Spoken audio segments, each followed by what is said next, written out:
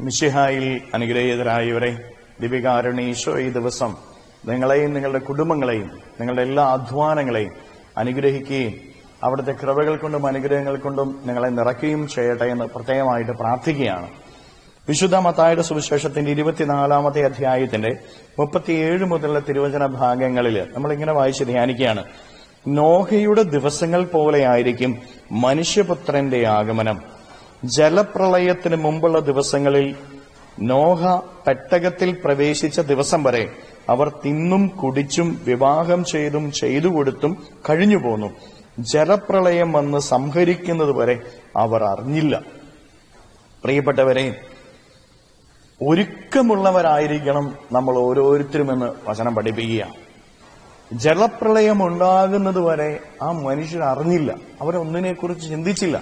അവർ ഭക്ഷിച്ചും സന്തോഷിച്ചും ആനന്ദിച്ചും നടന്നു. തിരിച്ചറിഞ്ഞുകൊള്ളുക, നമ്മുടെയൊക്കെ ജീവിതത്തിൽ സംഭവിക്കുന്ന ഇതൊക്കെ തന്നെയാണ്. ഒരുക്കമുള്ള ഒരു ഹൃദയം, ദൈവത്തെ സ്വീകരിക്കാൻ, ദൈവത്തിന്റെ പക്കലേക്ക് പോകാൻ ഒരുക്കമുള്ള ഹൃദയം നമുക്കുണ്ടോ? നമ്മൾ ഓരോരുത്തരും പരിശോധിക്കും. ഇന്ന് ഞാൻ മരിച്ച ദൈവസന്നിധിയിൽ ഞാൻ എത്തുമോ? അതിനുള്ള ഒരുക്കം എനിക്കുണ്ടോ എന്ന് ഞാൻ പരിശോധിക്കണം. ദൈവം തന്റെ കൃപകളും അനുഗ്രഹങ്ങളും നമ്മുടെ ജീവിതത്തിലേക്ക് വർഷിക്കുമ്പോൾ ആ അനുഗ്രഹം സ്വീകരിക്കാനുള്ള ഒരുക്കം നമ്മുടെ ജീവിതത്തിനുണ്ടോ എന്ന് നമ്മൾ പരിശോധിക്കണം. നമ്മളൊക്കെ പ്രാർത്ഥിക്കുന്നില്ലേ? ഒത്തിരി പ്രാർത്ഥിക്കുന്നുണ്ട്. ദൈവം പരിശുദ്ധനാണ്. പരിശുദ്ധനായ ദൈവം തരുന്നതൊക്കെയും പരിശുദ്ധമാണ്. ആ പരിശുദ്ധമായ അനുഗ്രഹങ്ങൾ നമ്മുടെ ജീവിതത്തിലേക്ക് സ്വീകരിക്കണമെങ്കിൽ ഓരോ നിമിഷവും പരിശുദ്ധി നമുക്കുണ്ടായിരിക്കണം. കാരണം ഏത് നിമിഷമാണ് ദൈവം നമ്മളെ അനുഗ്രഹിക്കുന്നത് നമുക്ക് അറിഞ്ഞുകൂടാ. പ്രിയപ്പെട്ട ദൈവമക്കളെ, നമ്മളിത് മനസ്സിലാക്കാതെ നമ്മുടെ വഴിയിലൂടെ തിന്നും കുടിച്ചും സന്തോഷിച്ചും ആനന്ദിച്ചും നമ്മൾ നടന്നു കഴിഞ്ഞാൽ ദൈവം അനുഗ്രഹം വർഷിക്കുന്ന നിമിഷം അത് സ്വീകരിക്കാനായിട്ട് നമുക്ക് സാധിക്കാതെ പോകും. അതിനെക്കുറിച്ചുള്ള ബോധ്യം നമുക്ക് ഓരോരുത്തർക്കും ഉണ്ടായിരിക്കണം. ഓരോ നിമിഷവും മരണത്തിന് വേണ്ടിയുള്ള ഒരുക്കം നമുക്കുണ്ടായിരിക്കണം.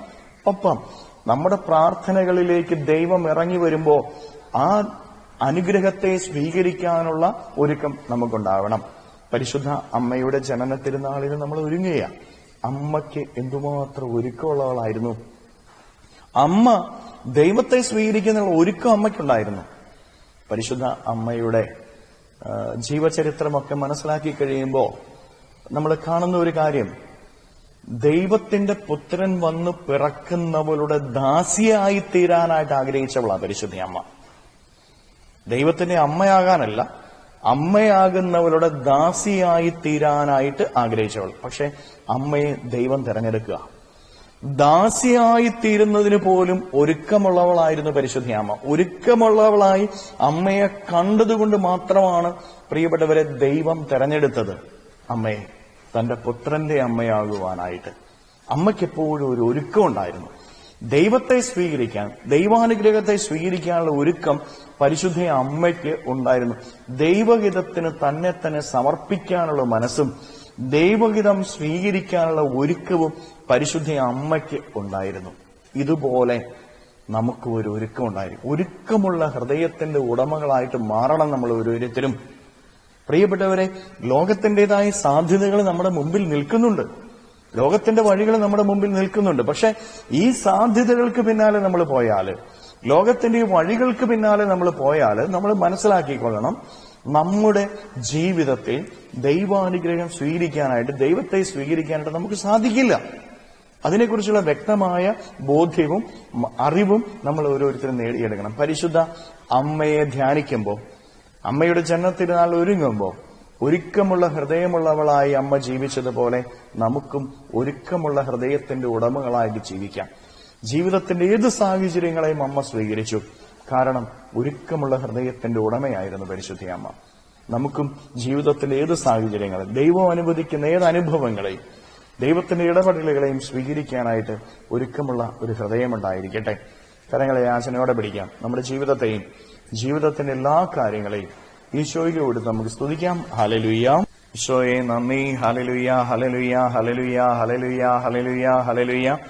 കർത്താവായ ഈശോയെ മക്കളെ ഓരോരുത്തരെയും സമർപ്പിക്കുന്നു. ഓരോരുത്തരെയും അനുഗ്രഹിക്കുകയും ആശീർവദിക്കുകയും ചെയ്യണമേ. ഇവരുടെ ജീവിതങ്ങളിലേക്ക്, ഇവരുടെ അധ്വാനങ്ങളിലേക്ക്, ഇവരുടെ നൊമ്പരങ്ങളിലേക്ക് അങ്ങ് ഇറങ്ങിച്ചെന്ന് ഇവർക്ക് സംരക്ഷണമേകണമേ. ഇവരെ പരിപാലിക്കണമേ. ഇവരുടെ അധ്വാന വഴികളിൽ അങ്ങ് ഇവരുടെ കൂടെ ഉണ്ടായിരിക്കണമേ. ഇവരുടെ ജീവിതത്തിന്റെ വഴികളിൽ നന്മ നിറയ്ക്കണമേ. ഇവരുടെ ജീവിതത്തിന്റെ വഴികളിൽ വിശുദ്ധി നിറയ്ക്കണമേ. ഇവരുടെ ജീവിതത്തിന്റെ വഴികളിൽ കൃപ നിറയ്ക്കണമേ. Hallelujah, hallelujah, hallelujah, hallelujah. ഈശോയെ, ഇവരെ ഓരോരുത്തരെയും അനുഗ്രഹിക്കണമേ. ഈശോയെ, ഇവരെ ഓരോരുത്തരെയും പരിപാലിക്കണമേ. Hallelujah, hallelujah, hallelujah. ഈശോയെ, ഈ ദിവ്യകാരുണ്യത്താൽ ആശീർവദിക്കുമ്പോൾ ഇവരിൽ നിന്ന്, ഇവരുടെ അധ്വാന മേഖലയിൽ നിന്ന്, വഴികളിൽ നിന്ന് സർവ്വ തിന്മകളും ബന്ധനങ്ങളും കെട്ടുകളും പിശാചിന്റെ ഉപദ്രവങ്ങളും നാരികീയ ശക്തിയുടെ പ്രവർത്തനങ്ങളും പൈശാചിക അരൂപികളുടെ പ്രവർത്തനങ്ങളും നിർവീര്യമായി തീരട്ടെ. എല്ലാ കെട്ടുകളും ഇവരുടെ ജീവിതത്തിൽ നിന്ന് അഴിയട്ടെ. Hallelujah, hallelujah, hallelujah.